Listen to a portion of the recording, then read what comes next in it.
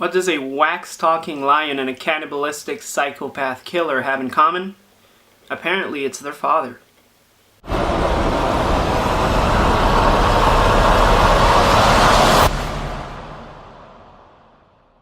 Hey guys, welcome back to another episode of Seriously.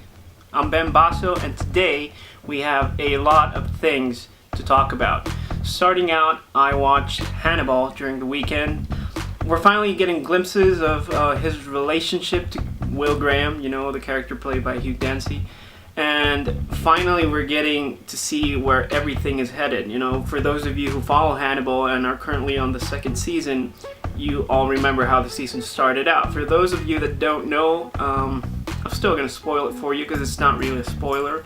The scene came out when the season started. They showed it on YouTube on the NBC homepage. It is a fight to the death, apparently, between Lawrence Fishburne's character, which is Jack Crawford, and Hannibal Lecter, played by Mads Mikkelsen.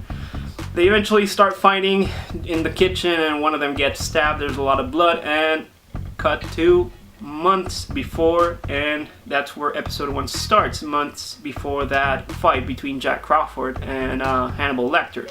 So it's getting really interesting. There's only 3 episodes left until the season finale. They also introduced Michael Pitt as Mason Verger.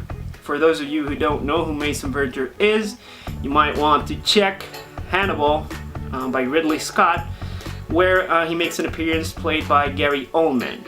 And once you see his face, you'll probably remember who I'm talking about. So that's it about Hannibal. I'm kind of excited. I'm waiting to see how this goes. And speaking of Hannibal Lecter, a good friend of mine reminded me the other day of a show that existed a while back that was created by the same guy who created Hannibal, this TV series, whose name is Brian Fuller. He's very well known for series such as Pushing Daisies and Dead Like Me, and now Hannibal. Now, a few years back, actually more like a decade maybe, there was another show called Wonderfalls, as I said, created by Brian Fuller. It was a awesome show that got very little attention. Wonderfalls aired for about not even half of its season, and it got pulled out in like the 3rd or 4th episode, if I recall. The network pulled it out because of low ratings and whatnot. They always use the same excuse. It sucked because it was such a good show. Now, Wonderfalls, if you don't know about it, if you never heard it, is about a girl who works at a gift shop in Niagara Falls. Now, eventually, this girl starts hearing little talking figurines talk back to her. You know, like a little wax lion, there's a fish, I believe there's a monkey, and they all start talking to her and helping her out to do the right thing. And it was a very cool show. I remember I watched it on the television when I was a teenager. I remember I got home from school, had a big I turned on the TV and had like a big binge watch of a whole bunch of different series. It was very funny. Check it out. Please check out the trailer if you haven't seen it. If you can find it anywhere, I believe there's a DVD bundle of the first season. Please get it and check out, because it is sincerely one of Brian Fuller's greatest, funniest works. Now, moving on to other subjects, I came across a very cool web series on YouTube. It's called The Wingmen. You can find it here. And it is hilarious. It is so funny and brilliant. It follows around a documentary crew that is making a documentary about 4 guys that work at a radio station. They have their own show called The Wingmen, where they give dating advice and relationship advice, but they don't really have a clue about dating and relationships. Now, eventually they get kicked out of their job and they get fined by the FCC and have to pay like $15,000. So they put up this really sketchy dating service to get money to pay the fine.